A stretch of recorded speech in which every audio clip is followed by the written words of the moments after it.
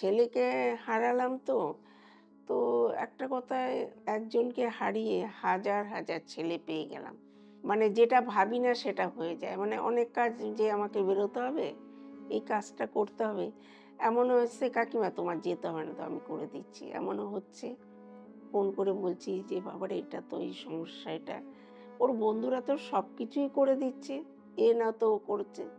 তাছাড়াও যদি কোনো সমস্যা হলে ওদের চেনা জানা মানে আমার ছেলের চেনা জানার কথাই বলছি। তাদের ফোন করে যদি বলি যে, "আমার না এটা সমস্যা হচ্ছে।" "ও আচ্ছা কাকিমা।" বা আমি ওখানে যাবো ওই জায়গাটা বুঝতে পারছি না। "আচ্ছা দাঁড়াও আমি তোমাকে সব পাঠিয়ে দিচ্ছি।" মানে ব্যাপারটা ওরকম। এমনও হয়েছে একদিন আমি মেট্রোতে উঠবো।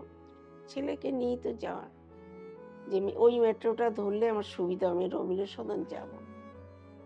দিয়ে উঠবো, উঠছি সিঁড়ি দিয়ে। একটা ছেলে না দরজাটা কেরম আটকে রেখেছে দূর থেকে দেখে।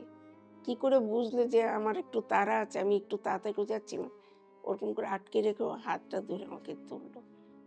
তা আমি মুখের দিকে তাকিয়ে রইলাম। কত দূর হবে ২৫-২৬ বছর। কি জানি ও তো দরকার নাই। তা আমার তো ওকে আমি পিঠে হাত ভরে, ভরে কাকিমা তুমি ওখানে গিয়ে বসো।